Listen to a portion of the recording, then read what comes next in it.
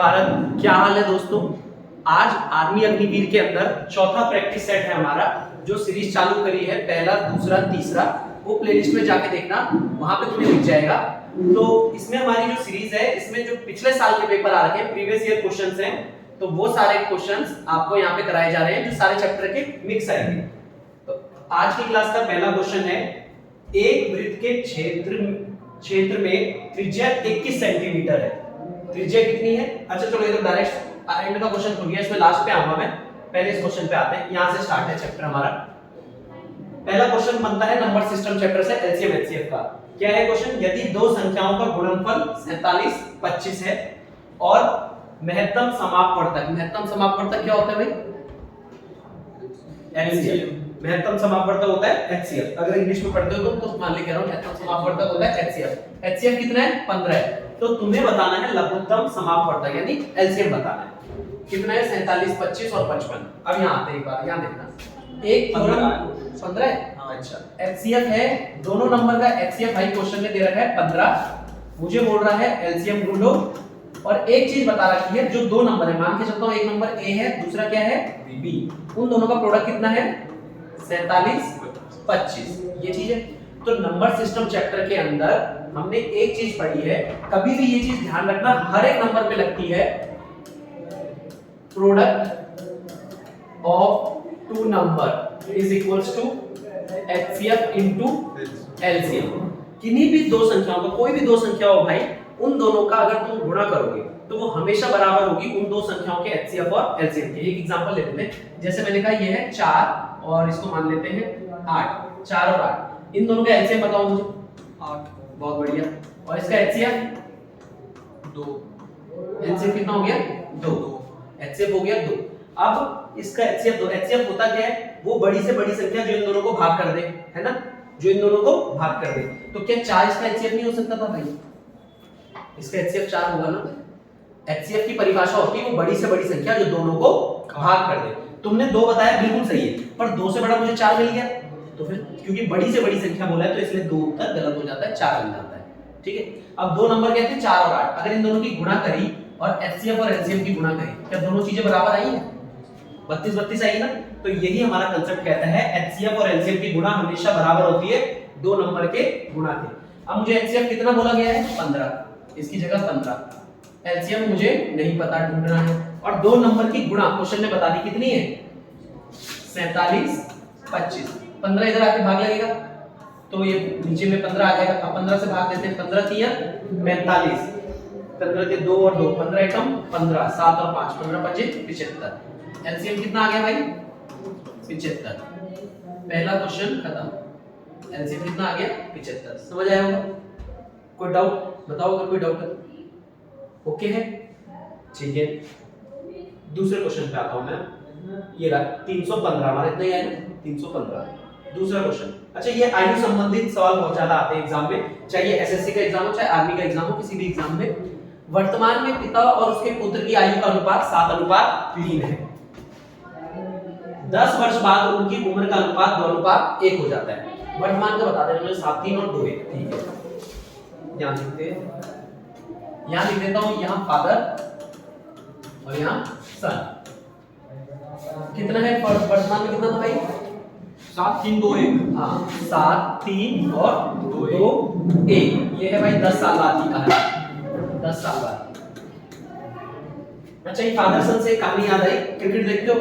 Cricket में शोएब अख्तर जब ball डालता था तब सहवाग ने उसे क्या कहता? बाप बाप होता है, बाप बाप होता है ना। ये वाली बात बोली थी। तो इस जगह अगर लिख दिया जाए तो हम क्या लिख सकते हैं? शोएब अख्तर। और यहाँ पे किसके लिए बोली गई थी ये बात? सचिन के लिए। तो अब इस कहानी को अगर हम याद रखते हुए बोले कि आज की डेट में उनकी एज का जो रेशियो है वो कितना है? 7:3 है।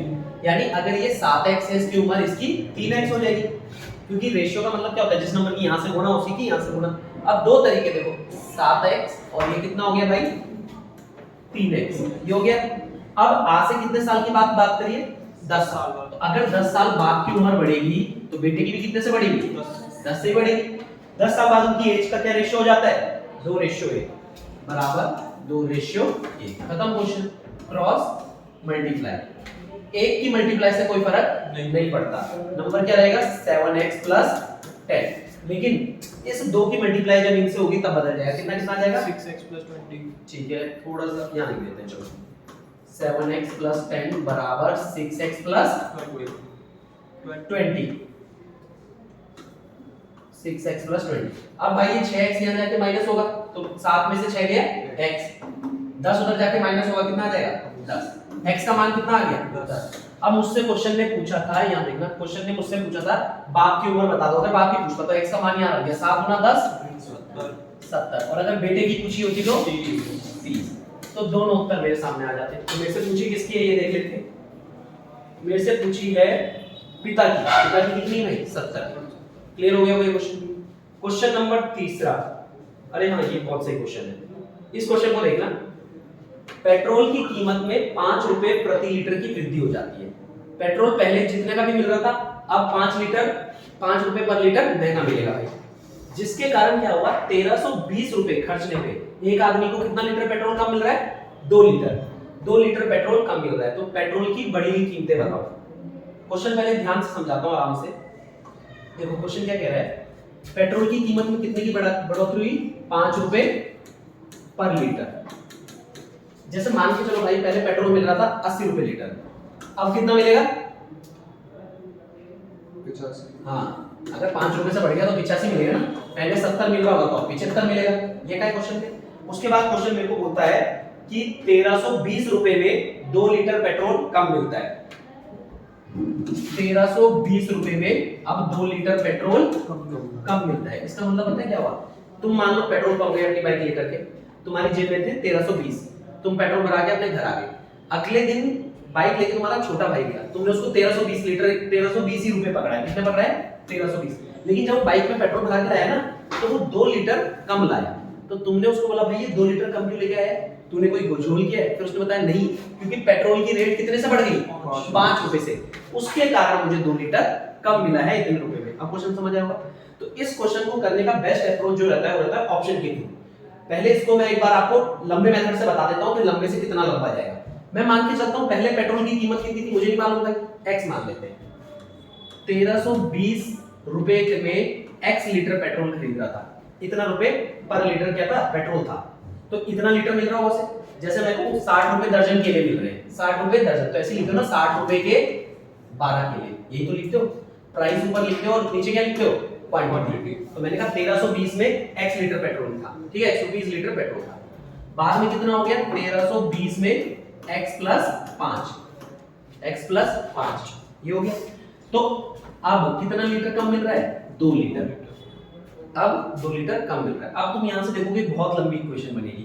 पहले x और x + 5 का एलसीएम लोगे तो ये x² + 5x ऐसे करके बहुत लंबी वैल्यू जाएगी। फिर यहां बनते हैं रूट ऑफ इक्वेशन, 2 रूट बनाने पड़ेंगे, इतना समय हमारे पास एग्जाम में नहीं रहता। इसलिए ऐसे क्वेश्चनों के लिए हमेशा हमें क्या दिए जाते हैं ऑप्शन, हमें दिए जाते हैं ऑप्शन। ऑप्शन क्या क्या एक बार लिख देते हैं 65 70 50 60, यहां लिख देता हूं 65 70 50 60। अब देखो, अब इसको मिटा रहा हूं एक बार।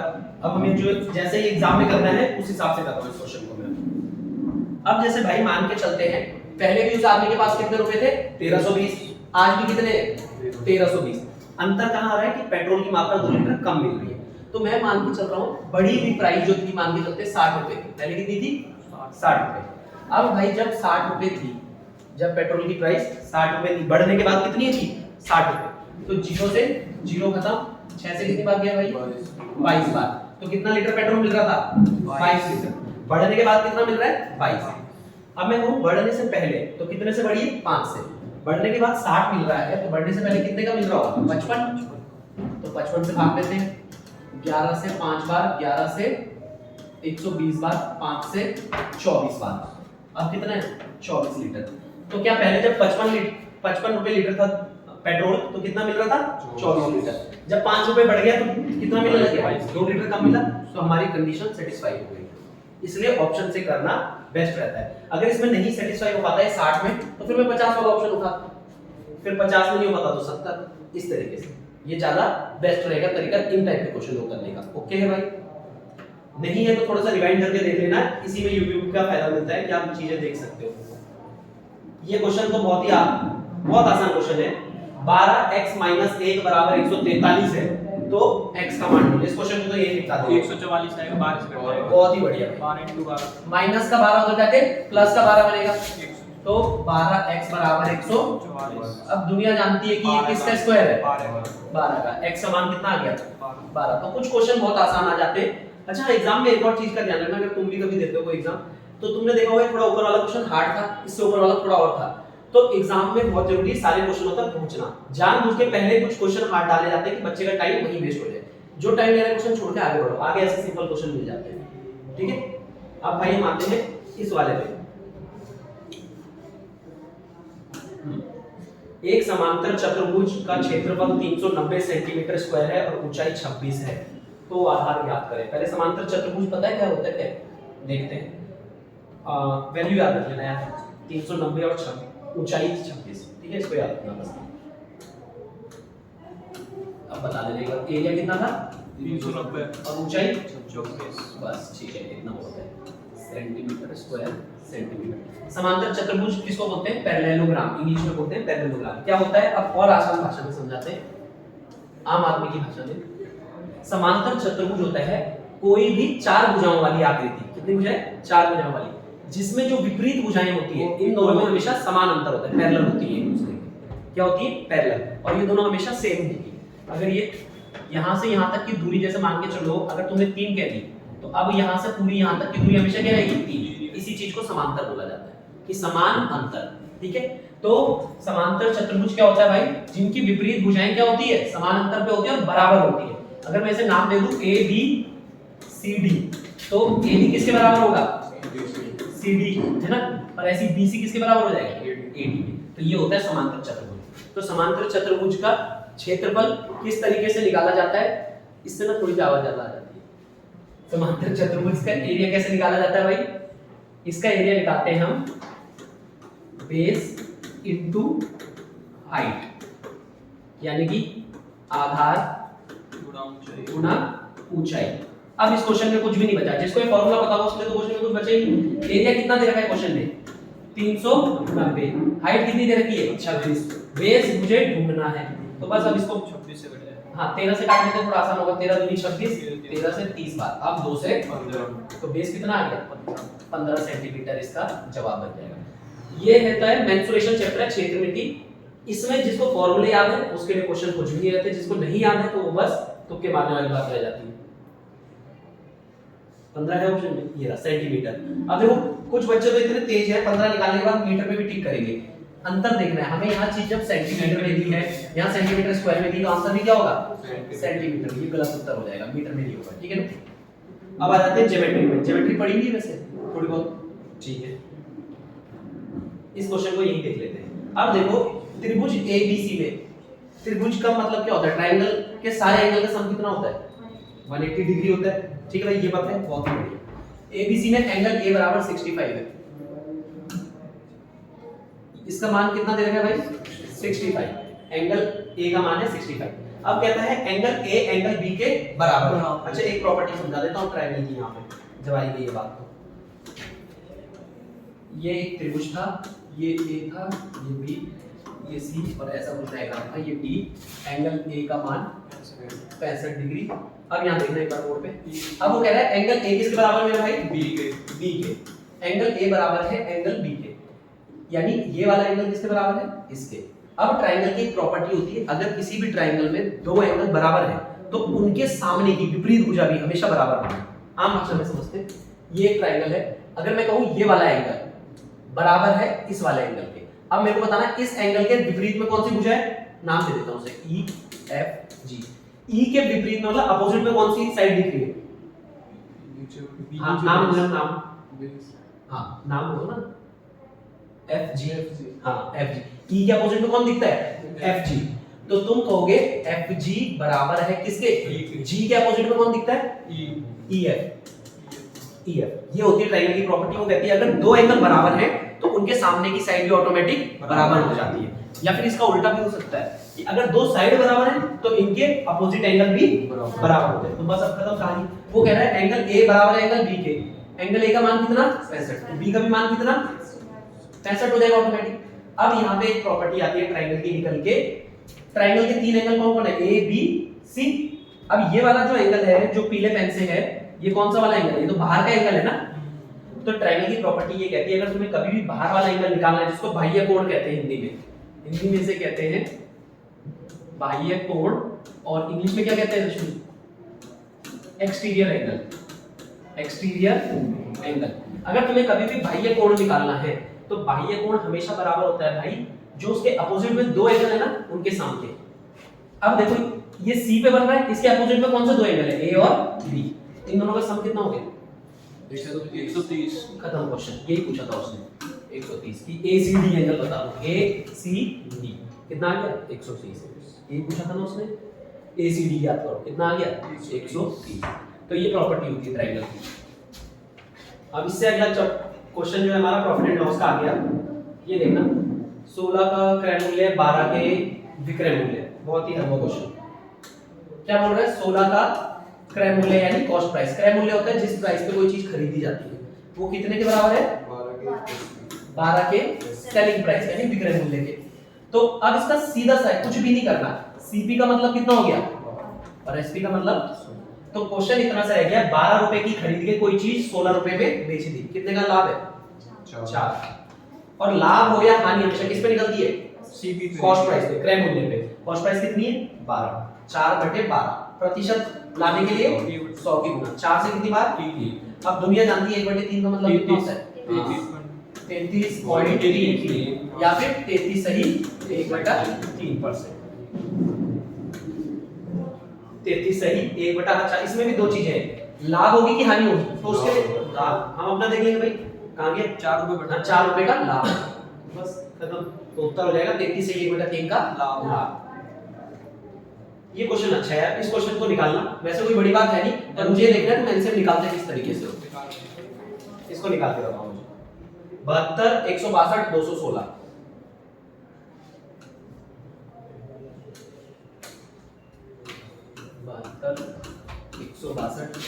216 क्योंकि क्वेश्चन कोई बड़ी बात है नहीं, बस मुझे ये जानना है कि एलसीएम निकालते हैं किस तरीके से हो तुम लोग।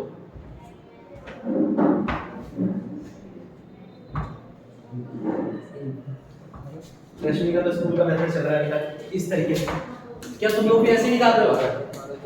72 162 216 इसी तरीके से निकाल रहे हो?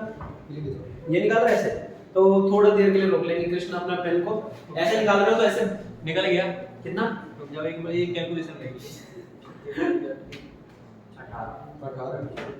18 एलसीएम तो हमेशा बड़ा होता है ना, जो नंबर दिए होते हैं उनसे। तो अगर मैं 678 ये फिर भी शायद सुनने में सही है, ऑप्शन में भी है शायद ना, ऑप्शन में ही नहीं है। तो रुक जाओ एक मिनट, गलती हो गई है ना। तो अब इस मेथड को रोक ही देते हैं ना। सबसे अच्छा एक नई चीज सिखा देता हूं, एलसीएम किस तरीके से निकालते हैं जल्दी।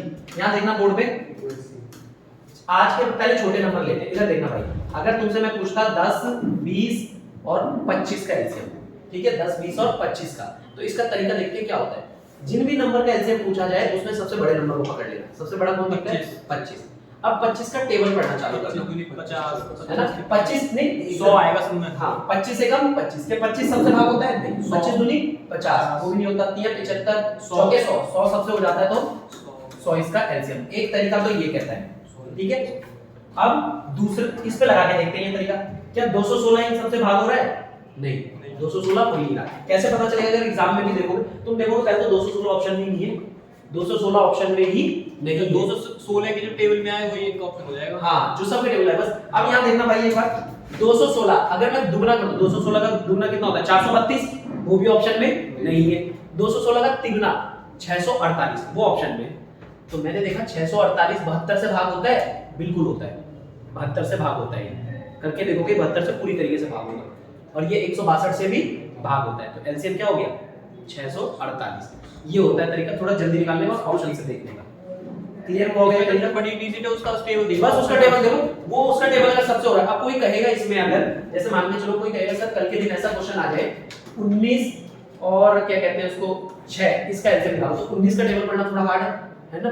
ऐसे में क्या करेंगे? ऐसे में तीसरा तरीका आता है एलसीएम निकालने का जिसको बोलते हैं प्राइम फैक्टर मेथड। उसमें हम क्या करते हैं? बड़े नंबर को पकड़ो। बड़ा कौन है? 19। बड़े को मैं अगर तोड़ के लिखूं कुछ ऐसा लिखा जा सकता है 1 गुना 19 6 को प्राइम फैक्टर में तोड़ू, प्राइम मतलब अभाज्य वाले में, तो 2 गुना 3 लिख सकते हैं। अब तुम्हें पता है क्या देखना है, बस इतना देखना है 19 वाले के पास क्या 2 है, नहीं है ना 19 के पास 2, दे दो अपनी मर्जी से, ले भाई 2 रख। 3 है, नहीं तो 3 भी दे दो, ये इसका एलसीएम खत्म। 19 तो 6 सीधे हो गया ना सर, सीधा हो गया, लेकिन ये समझाना था तो सीधा इसमें दिख रहा था। अब जैसे इसमें सीधा नहीं देख पाओगे ना तुम, यहाँ तुम्हें प्राइम फैक्टर में चीजें तोड़नी पड़ेगी। अब जैसे इसमें अगर मैं देखता तो मैं कहता 6 का क्यूब है, वैसे तो देखने से आपको पता चले अगर ये 6 का क्यूब है भाई, इसको मिटा देते हैं। अब ये 162 तो मैं अगर देखूं तो ये कितना है, 6 से 2 बार 27, तो 27 को क्या लिख सकते हो 6 × 3 × 3 ये, और 72 को देखें तो ये कितना है 8 9 72, तो 2 की घात 3 × 8 9 3 की घात 2 ये है ना। इस तरीके से चीजें ये पता कब टूटेगी, जब थोड़ी प्रैक्टिस करोगे तब टूटेगी। अब मैंने देखा बड़े वाले नंबर को बोला 6 6 6, इसके पास 6 है तो भाई तेरी जरूरत नहीं है, 6 उसके पास ऑलरेडी है। 3 कितनी बार है, 1 2 3, अब 6 तो तुमने गिन लिया, इसके पास 3 कितनी बार रह गया, इस 6 का मतलब क्या होता है 3 गुना 2, इस 6 का मतलब 3 गुना 2, तो 3 1 2 3 बार था, पर इसके पास तो 2 ही बार, इसको 1 3 और दे देते हैं हम इसलिए, ऐसे चलती बात। अब यहाँ पे क्या था 2 की पावर 3, तो 2 तो है इसके पास 3, एक ये रहा, दूसरा ये रहा और तीसरा ये रहा, और 3 तो इसके पास ऑलरेडी थे, तो इसलिए बस 3 की मल्टीप्लाई है। 2-3 तरीके हैं, जब चीजों को ज्यादा रिपीट करोगे सबसे आसान वो टेबल वाला रहता है, टेबल पढ़ लो, वो सबसे बेस्ट, बड़ी नंबर की बस, बड़े नंबर सबसे बड़ा पक्का और टेबल पढ़ लो। ये भी बहुत आसान क्वेश्चन है, इसको भी निकाल ही दोगे, इसको भी निकालोगे 10 सेकंड से पहले। a की वैल्यू -1, b की वैल्यू -2, c की वैल्यू 3, इसमें पुट करके बताओ। इसमें मेन खेल है कैलकुलेशन का, वो देखना है, मुझे जल्दी करनी है।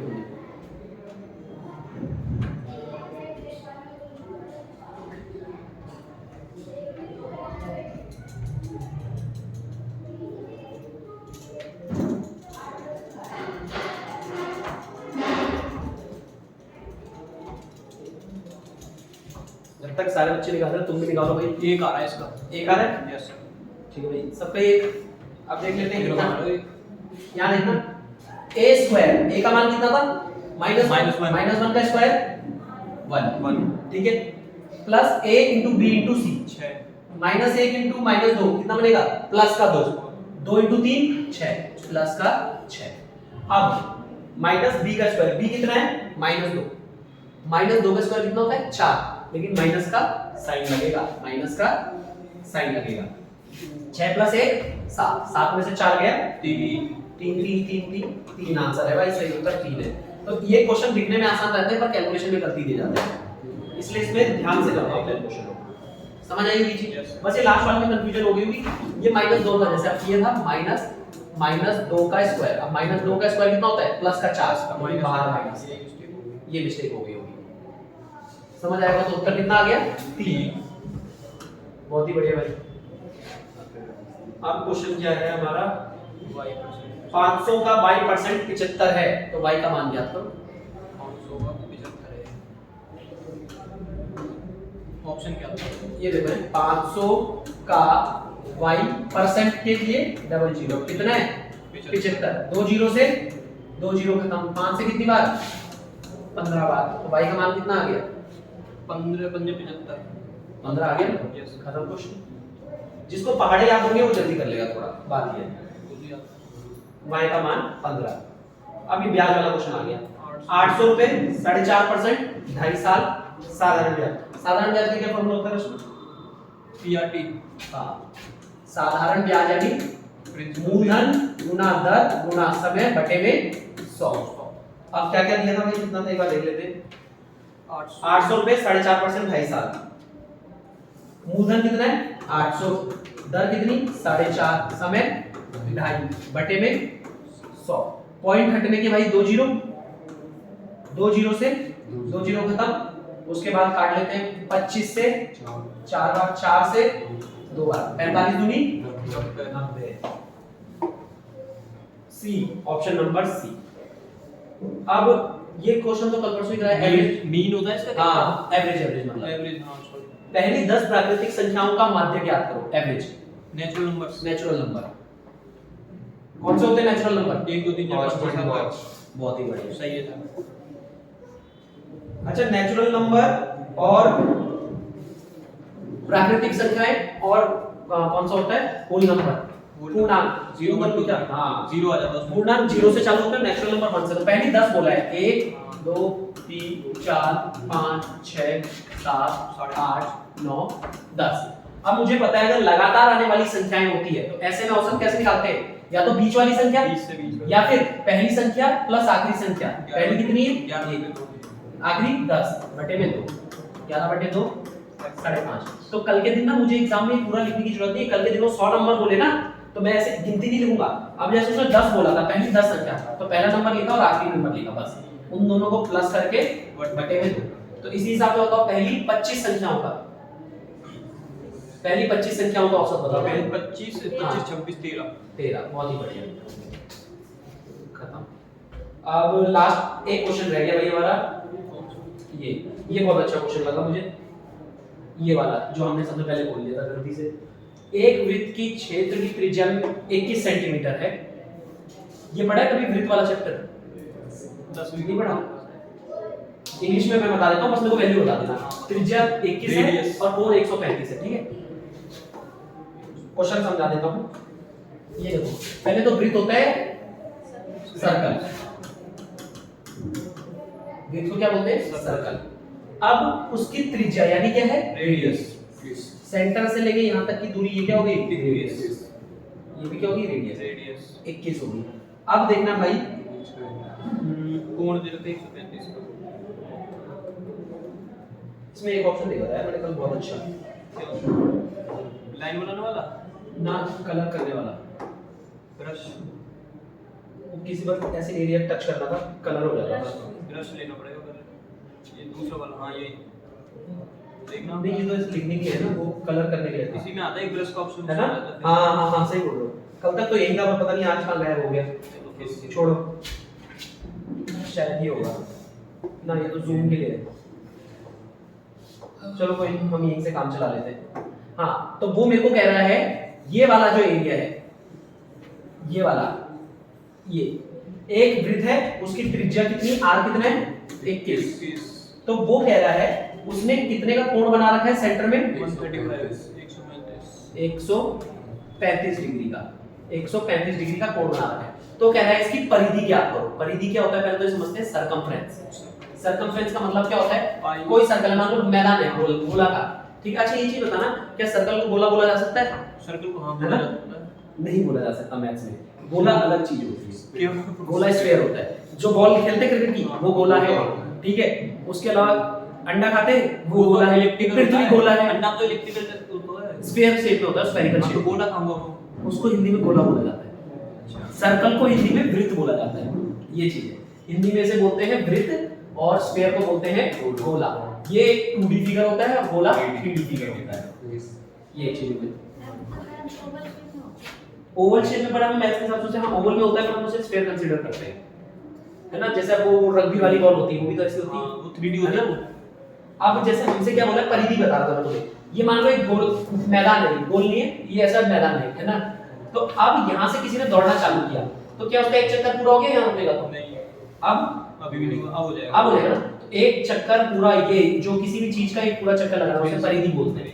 सरकमफ्रेंस वो चीज होती है। तो ऐसा वाला क्वेश्चन देखोगे कि एक पहिया घूम रहा है, कितनी बार घूमे तो कितनी दूरी तय करेगा, ये इसी टाइप समझते हैं, इस कांसेप्ट में समझते हैं। तो अब उसने कहा परिधि बताओ, तो कौन सा, ये जो लाल वाला हिस्सा है ना, ये जानना चाह रहा है, इसकी लंबाई जानना चाह रहा है। ये कि 135 का जहां कोण बन रहा हो और जहां से जहां तक कोण बन रहा हो, कोण बनने के लिए दो लाइन चाहिए ना, तो वो कह रहा है इसकी लंबाई बताओ मुझे, बस इसकी लंबाई, ये लाल लाइन की लंबाई जानना चाह रहा है। तो जब भी एंगल दिया गया हो और मेरे से सरकमफ्रेंस पूछे, एक फार्मूला लगता है भाई, क्या यहां देखेंगे थीटा बाय 360 और सरकमफ्रेंस का फार्मूला क्या होता है नॉर्मली 2 पाई r प्लस 2r। 2 पाई r तो इस सरकमफ्रेंस के लिए हो गया, थीटा जितने का एंगल बना रहा है अपॉन में 360 और r कितनी बार है 2r, तो 2r, ठीक है। अब बस क्वेश्चन की वैल्यू पुट करेंगे, r कितना है 21, थीटा कितना है 135 बटे में 360 गुना में 2 गुना 22 बटे 7 इनटू 21 प्लस 42, ठीक है। दो बार r है ना, तो यहाँ पे r का मान 21 रखते हैं, 21 दूनी 42। कोई चीज कट रही है यहाँ तक तो इसी को काटता हूँ, 15 से 3 बार, 15 से 4 बार, 7 से 21, 15 से 9 बार, 7 से 21, 3 बार जाएगा। और कुछ जा रहा है भाई? हाँ 2 से 17 बार, 2 से 17 बार। और कुछ जा रहा है? और नहीं जा रहा ना? एक सेकंड यहाँ। अब देखते हैं एक बार, मतलब मैंने कुछ गलती नहीं की। 135/360 गुना 2 × 22/7 × 21। एक मिनट रुकना, ये काटा मैंने 3 बार। 15 से 9, 15 दूनी 30, 15 चौके 60। यहाँ पे सर आपने 34 लिखा हुआ है। ठीक है, तो ये जल्दी हो गया। 2 से काटेंगे भाई से कितनी बार? 12 बार। और कुछ कर सकता है? हाँ 3 से 3 बार, 3 से 4 बार, 2 से 2 बार, 2 से 11 बार। अब कुछ नहीं करता। 3 दिया 9, 9 × 11 99, 99/2। 99/2 कितना होता है? 49.5, 49.5। और प्लस कितना था? 42 प्लस 42 कितना बनेगा भाई? ये 9 और 2 11 और 9 91.5, 91.5 हमारा आंसर हो गया 91.5। समझ आया?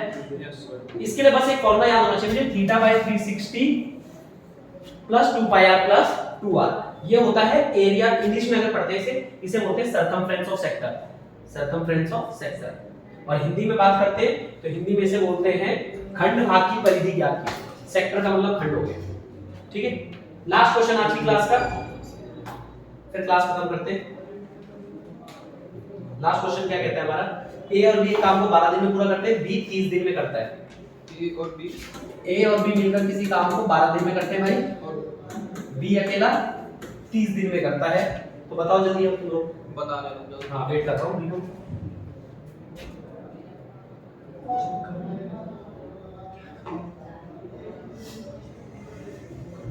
ए और बी 12 दिन, बी अकेला 30 दिन, तो ए अकेला कितने दिन?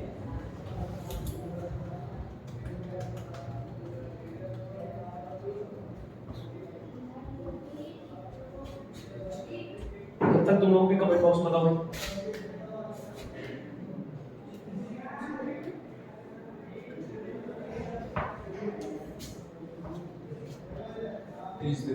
30 दिन।